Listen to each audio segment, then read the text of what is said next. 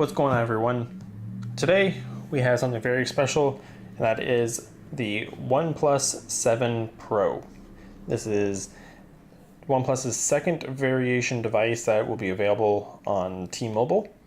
You can definitely pick it up from OnePlus's website.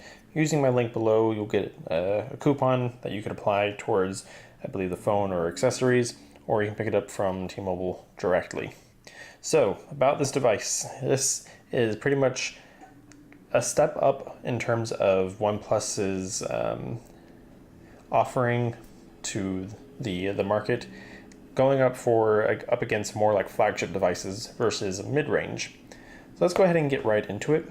We're going to go over the specs, go over the device, set up the phone, and just kind of give my first impressions. We'll dive deep more into the phone at a later time, do maybe some gaming on it and tests and comparisons versus like the OnePlus 6 that launched last year. So we'll see if this OnePlus 7 Pro is actually worth your time and your money, because it is definitely a much more expensive device. We'll go ahead and get right in. This is the T-Mobile variant. Top opens and comes off very easily. We have, first of all, our looks like little booklet box, which has a TPU case. Nice that that's included. Good stuff there. We have our SIM ejection tool. It looks like that's about it. We have a T-Mobile SIM card because it is a T-Mobile variant, a quick start guide, T-Mobile stickers, and that is all. Something we do not see is a headphone dongle. So yeah, set all this aside at the moment. The phone, and then warp charge, something it's alluding to. We have a nice big brick, bigger than the previous generation. That's because the charging capability is much greater than before. As we can see here, there is the output, 30 watts, which is 5 volts at 6 amps, which gives 50% battery in about 20 or half an hour. Down here you have your charging cable, which is red, rounded, just like before. So we have the blue color here, which is technically Nebula blue. They also have mirror gray, and then a almond color variant as well. This officially goes on sale this Friday, May 17th on OnePlus.com, or you can pick it up at flagship T-Mobile stores that are across the US. So right off the bat, this is quite a nice large device. This blue color looks gorgeous. It shimmers, changes color depending on the light refraction. It looks really nice. So the sides are a very shiny metal. It feels good. Actually feels really nice. The rounded edges kind of blend in and are pretty seamless. There is just a slight little edge. You can feel a seam, but in terms of the front glass, it's pretty uniform there. So in terms of specs, this is everything what you would expect in a 2019 flagship device. So this has a 4,000 milliamp hour internal battery, which is non-removable. This does support warp charging, 30 watts, 50% in about 20 or 30 minutes. Internally, we have a Snapdragon 855, ranging in terms of RAM from 6, 8, or up to 12 gigs, and then internal storage from 128 or 256. This is using UFS 3.0, so read and write speeds are going to be blazing fast.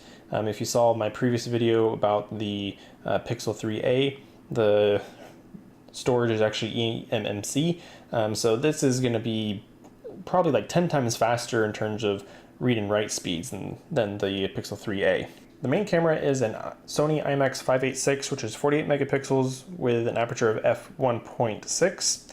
Secondary camera is an ultra-wide camera, 16 megapixels with an f2.2, so you're going to get really wide angled shots for like cityscape and things like that. And finally, we have a third camera, which is a telephoto lens, 8 megapixels at f2.4 for 3 times zoom. Down here we have your flash, OnePlus logo, which is under the glass, OnePlus branding down at the bottom. This blue, it's a very soft silk-like touch, similar to the silk white that was on the OnePlus 6. So it feels really smooth, it's nice and soft. Down here at the bottom we have our SIM tray, USB-C port, and a speaker grill. Over on the left-hand side we have our volume rocker that feel clicky. Very hard to capture on camera. On the right-hand side we have our power button, and we still have our alert slider switch, which is always useful to have. Let's go ahead and power this up real quick so you can see the boot animation. Unfortunately, it is going to be T-Mobile variant, so you're going to get the T-Mobile splash screen there. All right, in terms of display, up front we have a whopping 6.67 inch fluid AMOLED screen, which is a Quad HD covered in Gorilla Glass 5.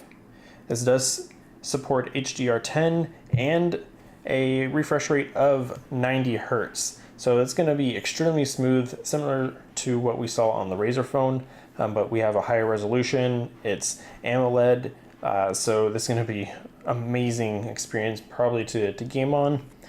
This is the first time they've actually incorporated like a rounded screen similar to that of Samsung.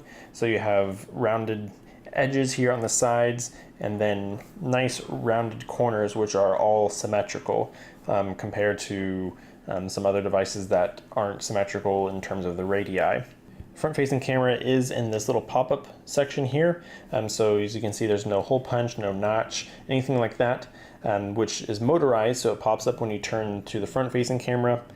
It is a 16 megapixel f2.0 sensor. Sorry for the noise in the background. And then up here we have an earpiece, as you can see there.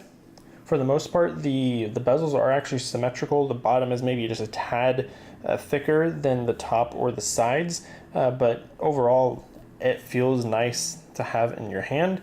No sharp edges digging into your palm. We'll have to test out how the palm reject capabilities are. I know Samsung has had that issue in the past where missed touches. Let me go ahead and set this device up, put my information. It's going to take a bit. I'll be right back. Phone is still setting up, installing apps, still have about 100 left to install, but no need to worry. This is a powerhouse. You'll be able to use your phone just like normal with it doing all the installation in the background. Everything is so smooth on this. I don't have the 90 Hertz turn on. It's irrelevant because you're not going to be able to see the effect on screen anyways. So it's going to save battery. I have it set to 1080p to save more battery just because I know it's going to just drain the battery pretty quick. First thing I do notice though, on this T-Mobile variant, there is no pre-applied screen protector. Unlike Jerry Rig Everything's video, he pulls the screen protector off, and other OnePlus devices have always had a plastic screen protector. Now there isn't one on here. It definitely feels like glass, so I'm not sure why that's the case. The fingerprint scanner underneath the display is actually really fast. It's going to take some getting used to actually having to get the ambient display to turn on first before unlocking the phone. So if we didn't actually see that animation, that area lights up so that way you can capture the fingerprint. Other than that, yeah, as you'd expect, all the features in terms of Oxygen OS are here. I currently have the stock Pi gestures turned on. Let's take a look at the camera. Right now we have the standard lens, which is that 48 megapixel. So we can actually take a look at the settings. Here we are, we have the manual HDR, smart content detection, so like QR codes, things like that. So the ultra wide lens correction actually will correct from any distortion kind of on the outer edge. So we'll take a look at that further later on in like another video. So yeah, so 48 megapixel rear camera, and then we have our wide angle lens as you can see here, and just quick with a tap or with this little wheel you can actually select how you want to zoom. And then we can, there's that 3 times optical zoom there. So you can quickly switch between each of the cameras with a tap. It makes it very easy to use there. And then we have our front-facing camera right there. That opens pretty quick. I mean, it's definitely not as fast as having a dedicated front-facing camera all the time. So that's unfortunate, but it's what you're gonna have to live with if you want that full screen, no notch effect. So yeah, so we'll take a look at the camera at a later video and maybe a camera review. Let me know in the comments what you all want to see. I'd like to hear your feedback for sure. So yeah, this you can see that it is collecting fingerprints on the back, so any oils, grease on your finger will collect on the actual glass back here, but it is extremely smooth. Fortunately, the screen protector isn't there on the T-Mobile variant, but everything looks and feels great. Display, here we can change that refresh rate to 90 Hertz or 60. And then video enhancer will basically help enhance when playing, watching videos. We also have the resolution auto switch, QHD or full HD. You can change that. At the moment, of the 256 gigs of storage, we can see that system takes up 16 gigs of storage, and right now we're at 11% used with only just under 30 gigs. So space is going to be no issue. Even on the 128, you'll be fine. So if you go into system, there's a RAM boost, increased RAM utilization according to your usage. You can turn that on or off. Currently, the T-Mobile variant is running a March security patch. Unfortunate that's quite behind, so maybe there might be a kind of like a first week update that will come out to maybe fix some bugs, address some issues. We'll have to wait and see in that regard. But if we look at the About phone, we can see here there are the specs on the screen. Oxygen OS 9.5.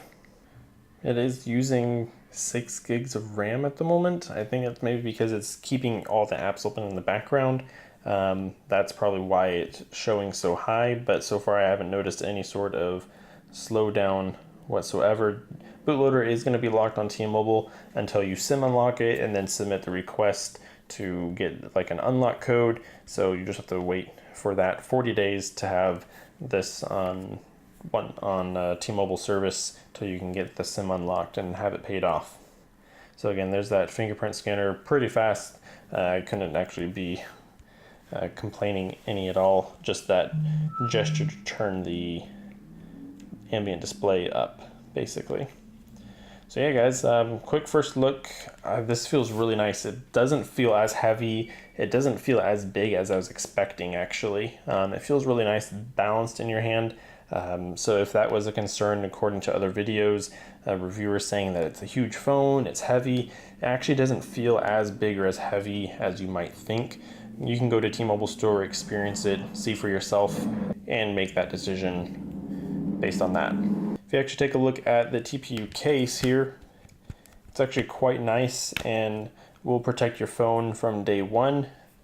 We can see on the front, it will have some kind of screen down protection. There is a slight raised edge. So, I mean, this might actually be quite adequate for a case if you want. All the buttons are protected. You have your cutout for your pop-up camera, which is something you're gonna have to definitely keep an eye out. And so are companies. Your alert slider is easy to access and feel. Yeah, this is a great case actually for one that comes with the phone. So yeah, guys, thank you all for watching. Let me know in the comments what you all want to see next in another video. If you have questions regarding the OnePlus 7 Pro, let me know in the comments below. I'll do my best to help you out, answer any, and stay tuned for more content following up regarding the OnePlus 7 Pro. Thank you for watching, everyone, and I hope to see you all in the next video. Have a good one.